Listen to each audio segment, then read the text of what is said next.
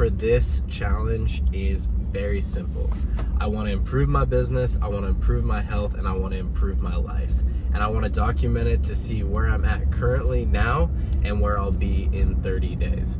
So my plan for my business is, to be honest, right now is in a really rocky state. I have been spending the whole off season of my moving company building these contracts out of state, getting things going, the ups and downs of that, the extra money that's been throwing at it. So to be just transparent with everyone, I'm in a hard situation right now where some of my core movers didn't have enough work during the off season, so I don't have top tier quality movers. As far as trucks, there's trucks kind of like spread out all over. I have my not so good trucks here, but really my goal is to get marketing ramped up, sent out every single day. So this is just a place for me to really like challenge myself in documentation, and I have something to hold me accountable. So I just got here to our truck yard. I got to get the trucks out today.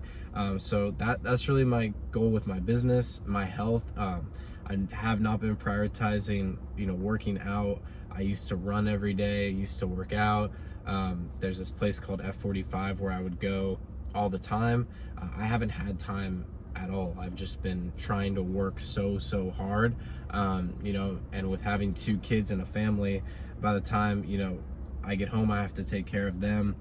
And every morning I'm like, I'm gonna wake up early, and then I just like am so tired from the day before that I don't have the chance to get up and get workout in before the day. And by the time the day's over, I'm just like, it's 9 o'clock, 10 o'clock. Like healthy eating, I've always been like a healthy eater. I don't like eat like super crazy. I don't drink a lot of alcohol or anything like that. And then just families, like just being more present. Like I said, I have 2 kids, a wife. It's hard having a business and managing things and busy days and busy weeks and schedules. So I just want to see where I'm at. Today is, I think, July 12th. I'm gonna look, I'll put it here. So this is day 1 of the challenge. It's a Saturday. We're pretty busy. We have 3 really big moves, and then 2 smaller moves, so 5 jobs altogether. Should total 246 on the 3 big ones, and then around $7,000 for the day after expenses, profiting about a 50% margin. This guy that I know over here, he lets me park our trucks for the time being. I was just spending a lot of money on storage. So this is our dually rig. I might have to go fuel it up. I might just send them money. This thing's awesome. If you're interested, definitely, I would probably recommend just buying new, because the amount of money I put into this used one has been a lot. But this is our rig. It looks, not small, but it can hold a lot of stuff. So pretty awesome. I always lock it up at the end of the night. So pretty good truck and trailer combo. I don't really need to clean that one up because I know the crew is really good, but I was in this truck over here. Oh, that is bad. Damn. All right. Challenge accepted. Let's get cleaning, I guess. Well, I need to repair that. This is real, guys. Like, this is as real as entrepreneurial as it gets. Like, 7 in the morning on a Saturday.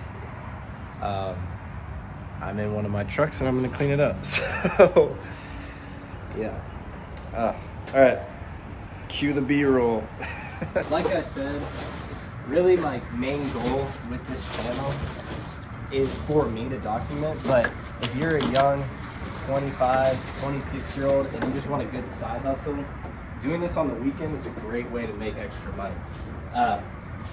Most of my busy times are on the weekends anyways, so if you're able to get someone, maybe a spouse or a friend, to answer calls for you while you're at work, that is what I would highly recommend doing, because that way you can just do your normal job. Someone takes calls for you, and then on the weekends you go out on the moves, or maybe you have a crew, or maybe while you're working you have a full-time team. One truck, that's an extra $100,000 a year in your pocket. Maybe $40,000 a year, but still even $30,000 a year. Maybe on the big jobs you go on to capitalize, things like that. So it all starts with just one truck. Don't feel like you need to go get 3 or 4 off the bat.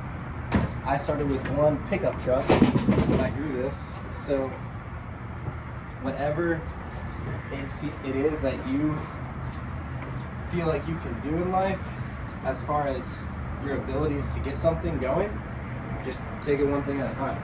I wish I did that personally, because I got myself into a situation where I had, 8, 9 trucks, and I didn't know how to manage them, and I lost a lot of, myself in that. I was so busy, things of that nature. So don't be afraid of, putting yourself out there. So I was gonna title this video something like, I lost $1 million, something a little clickbaity. So if that's in the title, I'm sorry, but I wanted to kind of talk about the setbacks I've had this year personally in my business. Financially, we're just in a different spot. Last year, the year before even, it was just rolling. I mean, everything was just in motion. There was no stopping. It was just like every day, moves. It wasn't, not every day was a huge move, but most of the time they were pretty big moves. This year it's very stop and go, a couple days without a huge job, things like that. So learning the cash flow and the difference of like, hey, not every day money's just gonna be coming in to throw at things. That's been the biggest learning curve. And I wish, when I knew I was gonna slow things down, I really had a better nest egg. And especially with the fall, it's just different. So going from, $2 million plus a year business, to around $1 million, $1.5 million, it's just different. Losing that kind of flow has been the hardest thing to, mentally deal with, because it's just different. And it's this week is a perfect example. Monday through Friday, it was kind of crickets. We had 2-ish good jobs. But then yesterday, we had 2 huge $3,000 jobs each. And then today we have a huge day. So it's I don't need to be busy every single day.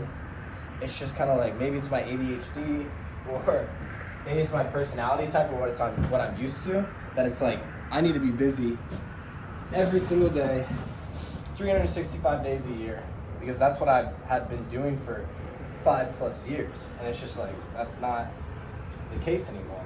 And I think also too, the quality of work I'm getting right now, it's just people expect a lot, but don't really know what they're doing. Moving's a trade. It's hard work physically, but you kind of have to know what you're doing. Not kind of. You really have to know what you're doing, because you could hurt yourself, damage something.